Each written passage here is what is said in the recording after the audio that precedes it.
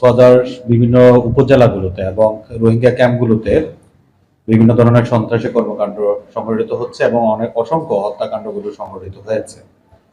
তো রোহিঙ্গা ক্যাম্পের সন্ত্রাসী কর্মকাণ্ডের যে উত্থান এবং বিস্তার ঘটেছে এবং সেখানে যে হত্যাকাণ্ডগুলো সংঘটিত হয়েছে সেগুলোর যে আগ্নেয়াস্ত্র ব্যবহার হয়েছিল সেগুলোর সোর্স কোথায় এবং ডিস্ট্রিবিউশন চ্যানেলটা কি সেগুলো নিয়ে আমরা কাজ করতে থাকি এবং আপনারা জানেন যে সাম্প্রতিক সময়ে আমরা অনেকগুলো উল্লেখযোগ্য সাফল্য অর্জন করতে সক্ষম হয়েছে।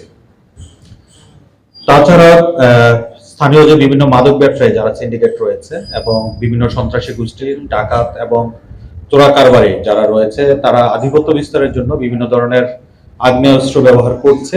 এইগুলোর ব্যাপারে আমাদের কাছে তথ্যাদি ছিল। সেই প্রেক্ষিতে এই আগ্নেয়াস্ত্রগুলোর সোর্স এবং ডিস্ট্রিবিউশন চ্যানেলটা কি সেগুলো ব্যাপারে আমাদের গোয়েন্দা তৎপরতা আমরা বৃদ্ধি করতে থাকি।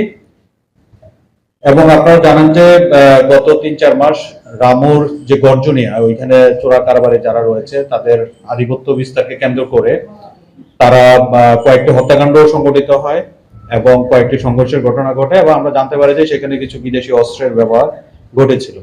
এই সার্বিক পরিস্থিতিতে এই অস্ত্রগুলোর সোর্স কোথায় এবং এটা ডিস্ট্রিবিউশন চ্যানেলটা কি এটা জানার জন্য আমরা আমাদের ইন্টেলিজেন্সকে বুস্ট আপ করি এবং র্যাব সদর দপ্তর গোয়েন্দা শাখার সহায়তায় আমরা জানতে পারি যে গতকালকে আমরা জানতে পারি যে পিএম খালির দমনখালী গ্রামের একজন অস্ত্র ব্যবসায়ী তার কাছে কিছু অস্ত্র রয়েছে, এই অস্ত্রগুলি বিক্রির জন্য বিভিন্ন ধরনের কাস্টমার সে খুঁজছেন।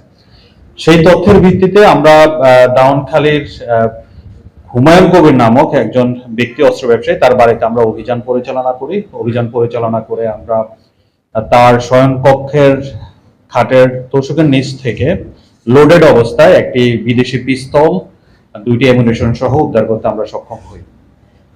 পরবর্তীতে আমরা তাকে জিজ্ঞাসাবাদ করি। জিজ্ঞাসাবাদে সে জানায় যে এই অস্ত্রগুলো মূলত সে মেরিন ইকো রিসোর্ট, আপনারা জানেন কলাতলি থেকে মেরিন ড্রাইভে যাওয়ার পথে হাতের বাম পাশে মেরিন ইকো রিসোর্ট রয়েছে, সেই মেরিন ইকো রিসোর্টের মালিক রাজুর নিকট থেকে সেই অস্ত্রগুলো সে সংগ্রহ করে থাকে। পরবর্তীতে আমরা কালকে সারাদিন এই রাজুকে আইনের আওতায় নিয়ে আসার জন্য আমরা অনেকগুলো অভিযান পরিচালনা করে থাকি। পরবর্তীতে সন্ধ্যার পরে আমরা জানতে পারি যে সে তার মালিকানাধীন মেরিন ইকো রিসোর্টে সে অবস্থান করছে। সেই তথ্যের ভিত্তিতে আমরা ইমিডিয়েটলি আমরা সেখানে যাই এবং তাকে তার যে বিশ্রামাগার রয়েছে সেখান থেকে আমরা তাকে গ্রেপ্তার করি এবং তার রুম থেকে 7টি অ্যামুনিশন সহ একটি মডিফাইড 303 রাইফেল আমরা উদ্ধার করতে সক্ষম হই। পরবর্তীতে আমরা এই দুজনকে আমরা নিবিড়ভাবে জিজ্ঞাসাবাদ করি যে এই অস্ত্রগুলোর সোর্স, এই আধুনিক আগ্নেয়াস্ত্রগুলোর সোর্স কোথায় এবং ডিস্ট্রিবিউশন চ্যানেলটা কি, তাদেরকে জিজ্ঞাসাবাদ করে আমরা নিবিড়ভাবে। তারা জানায় যে এই অস্ত্রগুলো মূলত খাগড়াছড়ির সীমান্ত দিয়ে পার্শ্ববর্তী দেশ থেকে বাসায় রয়েছে, তারা তাদের এজেন্টের মাধ্যমে এই অস্ত্রগুলো বাংলাদেশের বিভিন্ন অঞ্চলে ছড়িয়ে দেওয়া হয় এবং তারা জানায় যে এই এজেন্টরা ওইখানকার চোরা কারবারি যারা রয়েছে অস্ত্র ব্যবসার সাথে জড়িত তারা 80 থেকে 90 হাজার টাকা দামে এই বিদেশি পিস্তলগুলো তারা তাদের এজেন্টের নিকট বিক্রি করে থাকে।